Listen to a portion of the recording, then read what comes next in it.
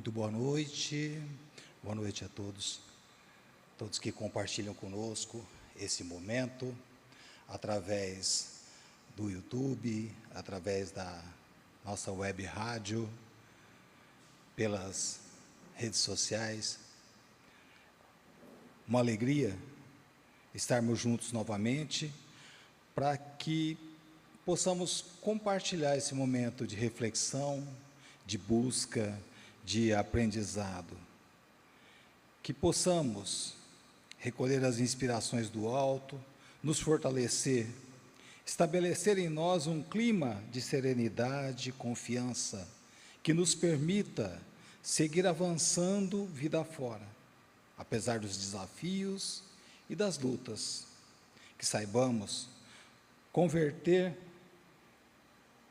esses desafios em instrumentos de crescimento.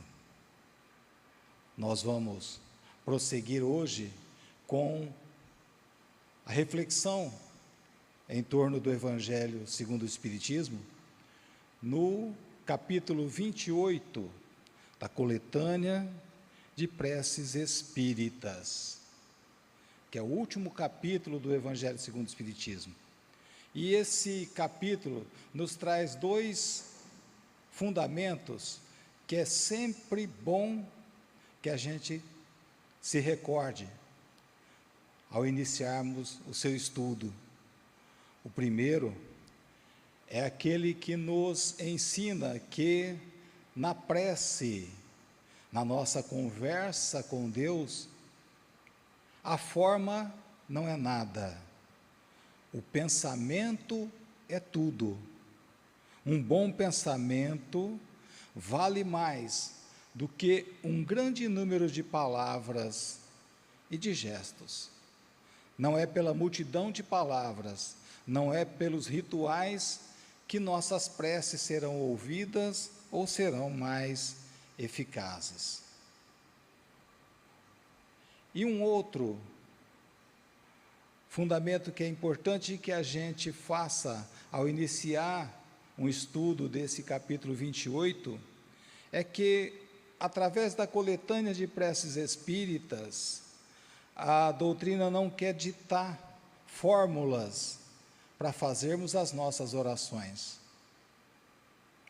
Na verdade, elas nos dão ideias, direcionamentos, mas, acima de tudo, buscam a aplicação dos princípios da moral evangélica e da doutrina espírita que nós aprendemos no Evangelho.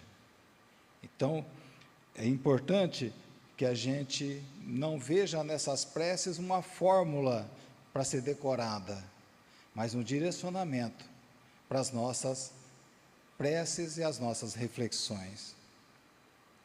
E hoje, especificamente, dentro da coletânea de preces espíritas, nós vamos abordar os itens 73 e 74, a prece pelos espíritos arrependidos. E aí nós pensamos, por que nós devemos orar pelos espíritos arrependidos? Alguns vão dizer, olha, mas por que eu vou orar pelos arrependidos? Eles estão colhendo os frutos dos seus erros.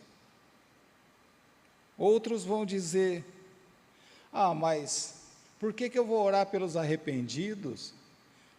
Se, tendo se arrependido, eles já estão justificados, ou como se acreditava, estão salvos. E, na verdade, esses questionamentos nos demonstram o quanto a gente ainda necessita aprender, necessita desenvolver o nosso entendimento a respeito da justiça divina. Como nós ainda temos dificuldade de interpretar essa justiça. E é exatamente não tendo a pretensão de esgotar esse assunto, que nós vamos abordar principalmente por dois temas. por 2 pontos, essa prece pelos arrependidos. Primeiro, pela justiça divina, que é diferente da nossa justiça. A justiça de Deus é diferente da justiça que nós ainda cultuamos e que às vezes buscamos. E em segundo lugar, é entendermos esse processo do arrependimento. No início da prece,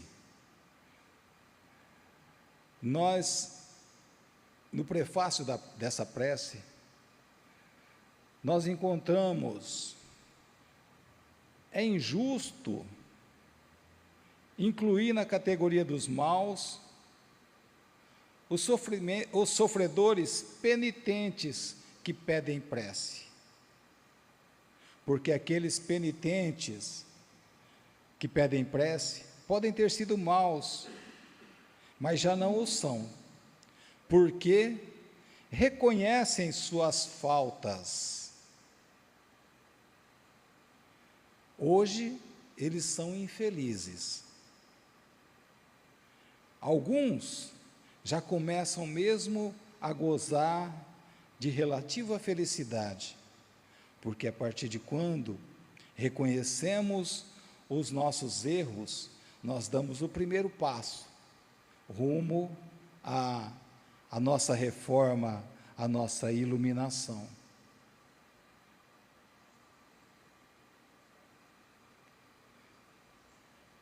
Mas, quando nós falamos a respeito de não ser justo que se inclua na categoria dos maus aqueles que se penitenciam, que já reconhecem as suas faltas, nós atestamos a nossa dificuldade de entender a justiça de Deus. Na pergunta 874 do Livro dos Espíritos, nós encontramos, Kardec questiona: sendo a justiça uma lei da natureza, como que se explica que os homens a entendam de modos tão diferentes? E a resposta dos Espíritos é porque esse sentimento se mistura às paixões que o alteram. Então, nós não entendemos corretamente como funciona a justiça de Deus, porque nós temos as paixões. E as paixões que nós ainda alimentamos nos tornam incapazes de interpretar a justiça de Deus como ela realmente é. Emmanuel, através do Chico, nos diz: no momento de julgar alguém, como poderá julgar esse alguém de todo, se não conheces tudo? Usa sempre a misericórdia e acertará. Mas nós usamos de misericórdia perante aquele que erra? Nós usamos de misericórdia? Na verdade, quando nós estamos diante de alguém que erra, e nos perguntamos, e nos colocamos, aliás, na posição de juiz, e se nos fosse perguntado qual a pena que deveria ser aplicado a essa pessoa, nós somos incapazes de julgar sem paixão. Suponhamos, por exemplo, que uma pessoa decida tomar o volante do carro alcoolizado. E alcoolizado, ele venha a atropelar um ente querido nosso, causando-lhe sérios ferimentos e risco de vida. Se nos pedirem qual a pena que se deve aplicar a esse imprudente que tomou o volante alcoolizado, nós diremos: deve ser castigado, deve tomar longos anos de reclusão, de cadeia, porque estamos envolvidos no nosso sentimento, na nossa paixão. Mas, e se nós perguntarmos à mãe, ao pai daquele que tomou o volante, ela teria o mesmo julgamento? Seguramente que não. Porque nós julgamos sempre a partir do nosso ponto de vista, a partir da nossa condição, e quando não dos nossos interesses. É por isso que o Evangelho, Jesus no Evangelho, nos recomenda: não julgueis, porque nós, na nossa imperfeição, somos incapazes de julgar. O nosso sentimento de justiça ainda é o do castigo, que está mais próximo da vingança do que da justiça. Se nós dissermos para algum ofendido: olha, a pena que se deve aplicar a esse transgressor é, como demonstra a nossa pequenez e imperfeição, é a pena de morte. Ainda assim, ele pode dizer para a gente: mas é pouco. Por quê? Porque, nossa, se der pena de morte, ele vai ficar livre, né? Fez um monte de coisa errada e vai ficar livre, vai se livrar. Então, nós somos ainda muito acanhados no nosso senso de justiça, ainda somos muito acanhados.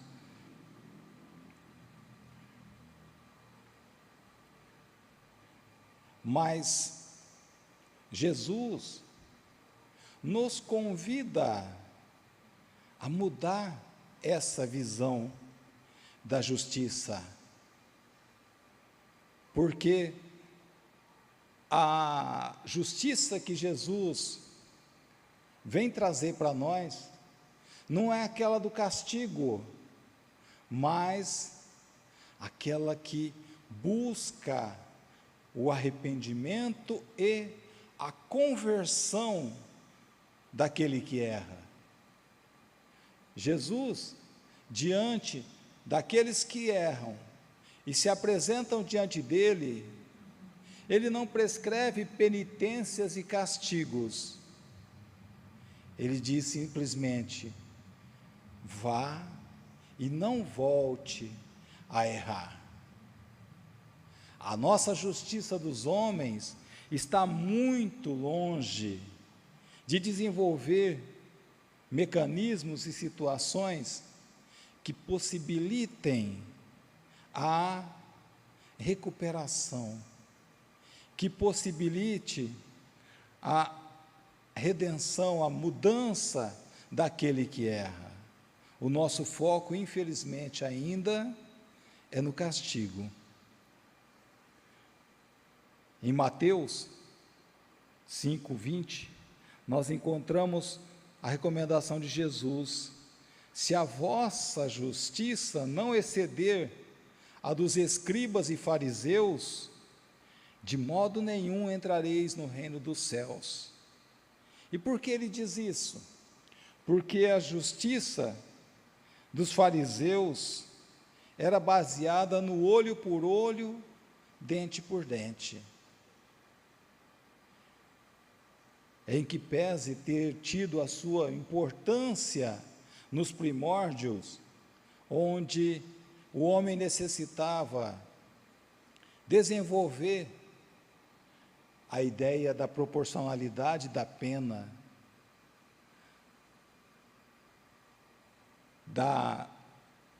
do efeito, né, da pena em relação ao erro.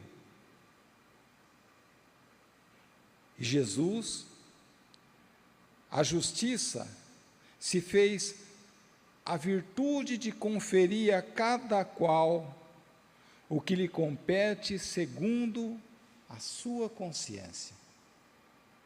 Então, a justiça do Cristo é aquela que reforma, que recupera o transgressor. Não é essa nossa simplesmente voltada ao castigo. E então, o arrependimento diante do Cristo tem uma função, uma proporção totalmente diferente do que aquela que nós entendemos. Emmanuel nos diz no livro Encontro Marcado: a vida é amor e a lei é justiça. No entanto, por marco de interação, a divina providência colocou entre ambas, entre o amor e a justiça, a fonte da misericórdia. O amor sabe que sem justiça a estrada mergulharia no caos.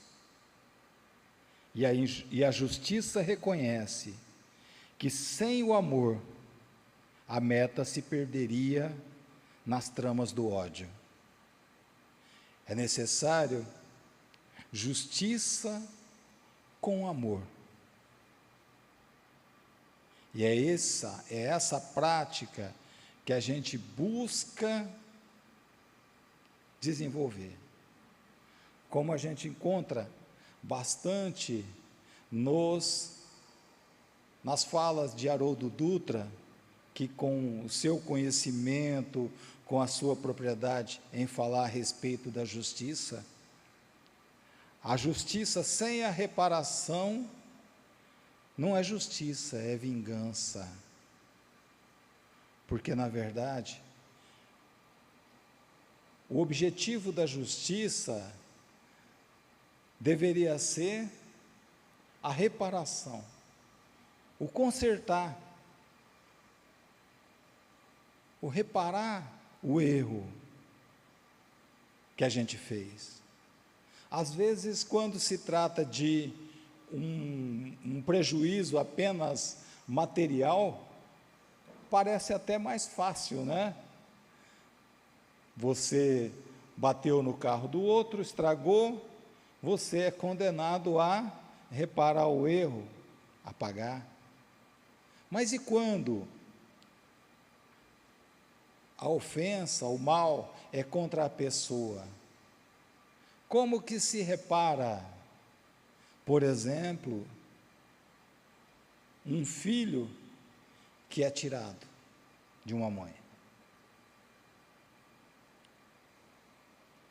Apenas a justiça vista à luz da doutrina espírita e das reencarnações, à luz do Evangelho do Cristo, pode nos mostrar esse caminho. A verdadeira justiça não se limita a castigar o erro, foca na restauração, na educação e na reparação do dano.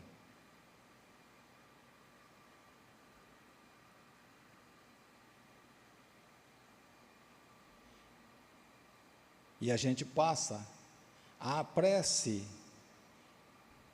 pelos arrependidos, pedindo a Deus que aceite o arrependimento sincero daquele que se felicitava no mal e agora reconhece o seu erro e entra no bom caminho. Recebe, Pai, como o filho pródigo, como aquele filho que, tendo se afastado do pai, é recebido de volta de braços abertos.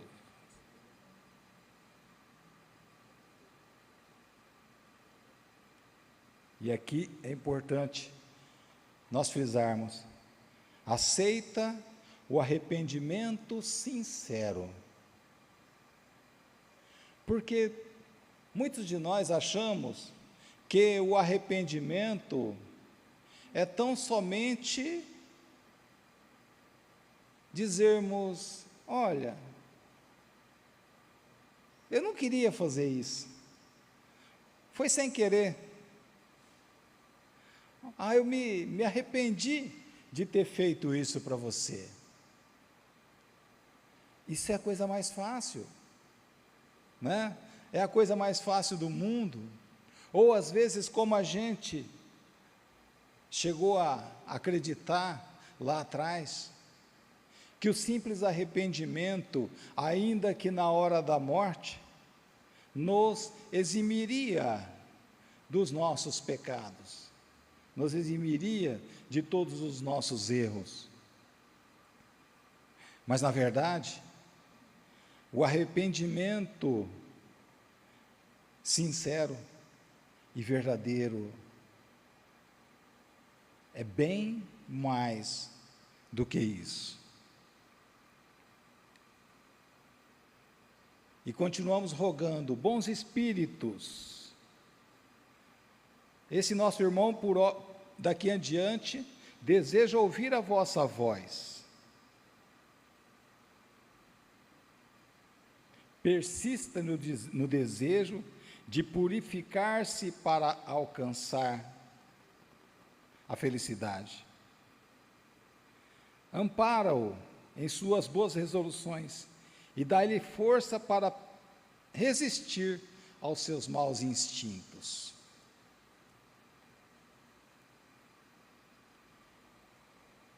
Espírito de fulano, aquele para quem nós pedimos, né? Nós te felicitamos pela mudança que em ti se operou e agradecemos aos bons espíritos que te ajudaram. Se te comprazias outrora em fazer o mal, é porque não compreendias quão doce é o gozo de fazer o bem. Também te sentias muito baixo para conseguir fazer o bem. Então, consideramos esse nosso irmão que está no erro como um ignorante, como um equivocado. Não simplesmente como a gente julga normalmente: é um maldoso. Não, a maioria daqueles que cometem erro é por ignorância. Mas, meu irmão, do momento em que puseste o pé no caminho, uma luz nova brilhou nos teus olhos, começaste a gozar de uma felicidade que desconhecias, e a esperança entrou no teu coração. Deus ouve sempre a prece do pecador que se arrepende, não repele a nenhum que o busca.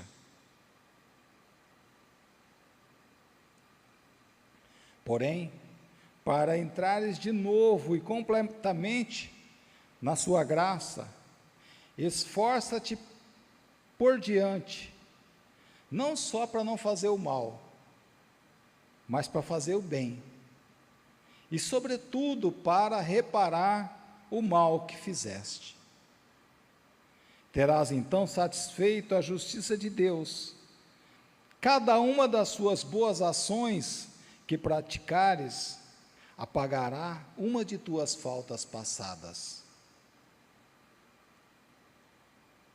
E aqui nos lembramos que no Evangelho nós aprendemos, não é o castigo que redime o nosso erro, mas é o amor e a caridade que encobrem uma multidão de pecados. É o bem praticado que anula e que compensa o mal que nós fizemos. Já é dado o primeiro passo. Quando nós falamos ao arrependido, é dado o primeiro passo. Agora, quanto mais avançares no caminho, tanto mais fácil e agradável ele te parecerá. Persevera, pois, e um dia terás a glória de ter contado entre os espíritos bons e os bem-aventurados. É dado o primeiro passo. O arrependimento é o primeiro passo. Reconhecermos o erro, o nosso erro, é o primeiro passo. E então, nós vemos que Mateus, no capítulo 3, versículo 2, nos traz a exclamação de João Batista, que dizia, pregando no deserto: arrependei-vos, porque está próximo o reino dos céus. Mas depois, isso no Novo Testamento a gente encontra em Atos, escrito por Lucas: arrependei-vos, pois, e convertei-vos, para que sejam apagados os vossos pecados. Aqui nós temos um passo a mais, maior clareza nessa conclamação ao arrependimento. Convertei-vos, quer dizer, não é só se arrepender, é mudar efetivamente, tomar uma outra direção, porque normalmente nós entendemos muito a palavra arrependimento na tradução do latim, que é sentir pesar, no sentido de uma punição, de um castigo. Mas, no Evangelho traduzido do grego, a palavra é metanoia, que se traduz mudança de mente ou mudança de pensamento.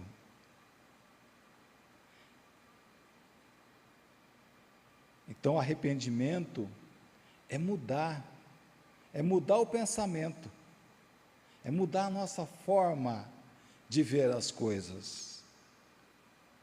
E no hebraico, a palavra se traduz retornar, voltar a Deus.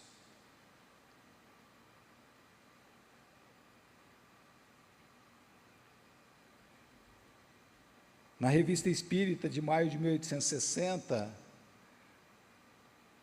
nós encontramos que o arrependimento é mais, como dissemos, do que nós simplesmente exclamarmos da boca para fora. E também o arrependimento não é o simples remorso. O remorso não tem nada a ver com arrependimento. O remorso é um prelúdio num castigo.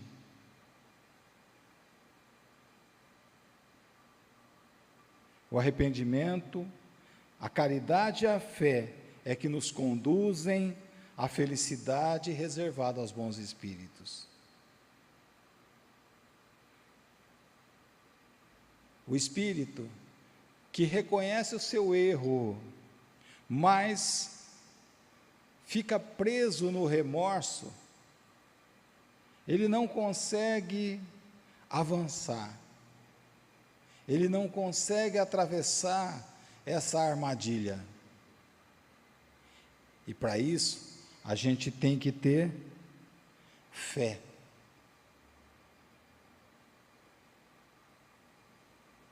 Para mudarmos simplesmente esse reconhecimento, essa acusação da nossa consciência perante o nosso erro e transformarmos em energia de mudança, em energia de prática do bem.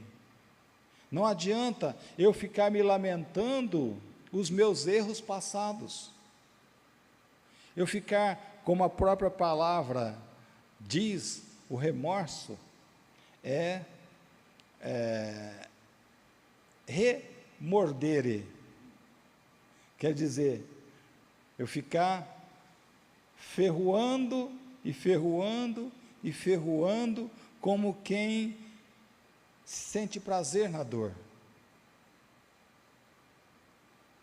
Na verdade, o arrependimento não deve caminhar para o remorso, mas deve nos conduzir a uma mudança de direção. No livro Céu e Inferno, que tem por subtítulo A Justiça Divina segundo o Espiritismo, existe um trecho no capítulo 7, intitulado O Código de Moral da Vida Eterna.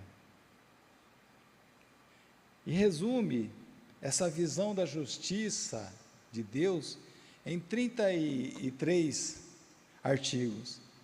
E a gente vai focar só alguns para esclarecer mais um pouco essa nossa visão.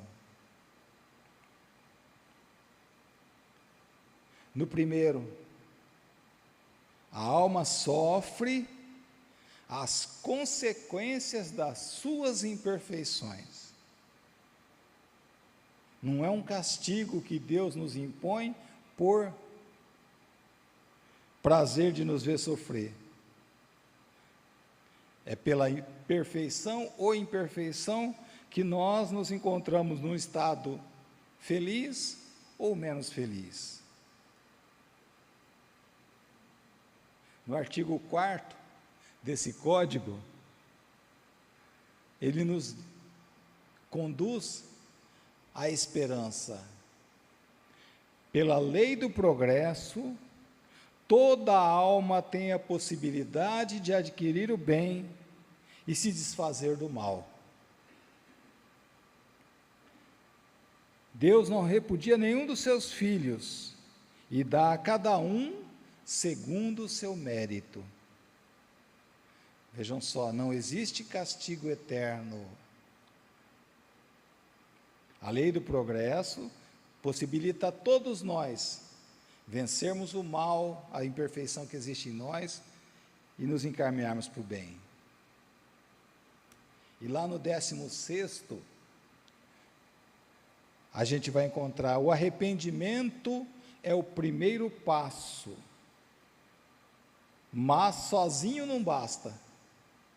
São precisos ainda a expiação e a reparação.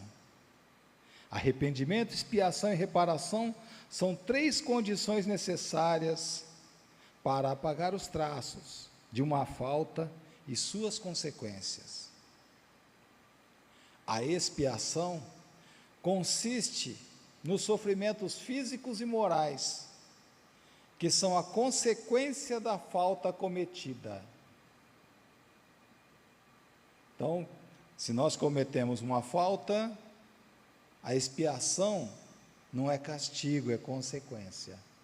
Consequência da falta cometida, que podemos sentir essas consequências desde essa vida ou nas próximas vidas, uma vez que tudo deve voltar ao seu equilíbrio. O espírito, assim, é sempre o árbitro do seu próprio destino. Pode prolongar seus sofrimentos se persiste no mal e pode aliviá-los se fizer esforços pelo bem.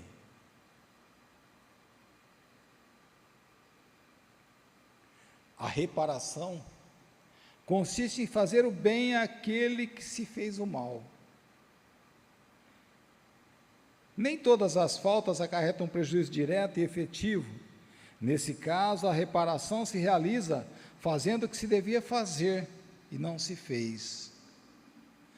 Às vezes a gente fica preso naquela ideia de que eu tenho que reparar em relação a uma pessoa.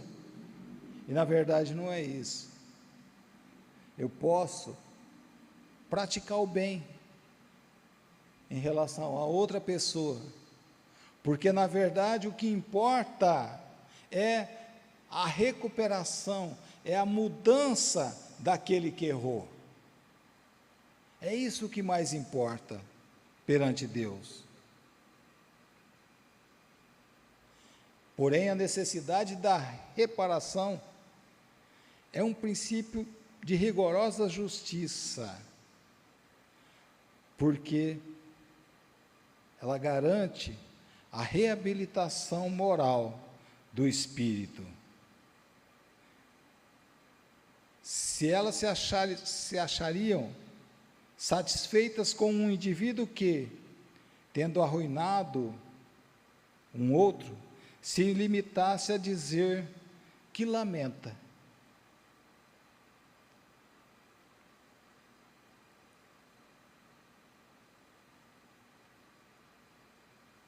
A misericórdia de Deus é infinita, sem dúvida, mas não é cega. O culpado que Ele perdoa não é exonerado, e enquanto não satisfez a justiça, sofre as consequências de suas faltas. Porém, por misericórdia infinita, é preciso entender que Deus não é inexorável, e que deixa sempre uma porta aberta ao retorno para o bem.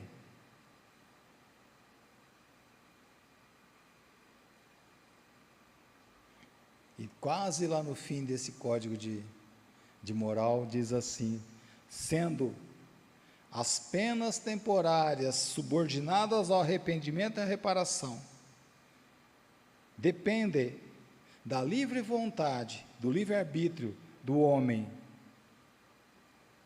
porque elas são, ao mesmo tempo, castigo e remédio.